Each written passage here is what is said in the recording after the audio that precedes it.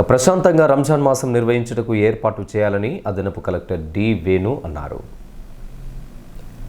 మంగళవారం అదనపు కలెక్టర్ వేణు సమీకృత జిల్లా కలెక్టరేట్లో రంజాన్ మాసం ఏర్పాట్లపై ఆర్డీఓ గంగయ్య, సురేష్లతో కలిసి సంబంధిత అధికారులతో రివ్యూ నిర్వహించారు. ఈ సందర్భంగా అదనపు కలెక్టర్ వేణు మాట్లాడుతూ పవిత్ర రంజాన్ మాసం ప్రశాంతంగా జరుపుకునేందుకు అవసరమైన ఏర్పాట్లు చేయాలని అన్నారు. రామగుండం మున్సిపల్ కార్పొరేషన్ జిల్లాలోని అన్ని మండలాల్లో, గ్రామీణ ప్రాంతాల్లోనూ మున్సిపాలిటీలలో సైతం అవసరమైన ఏర్పాట్ల కోసం అధికారులకు సూచనలు జారీ చేశామని అన్నారు. హోటళ్లు 24 గంటలు నడిపేందుకు గల అవకాశాలను పరిశీలించి పోలీస్ శాఖ సూచనలు అందిస్తుందని అన్నారు.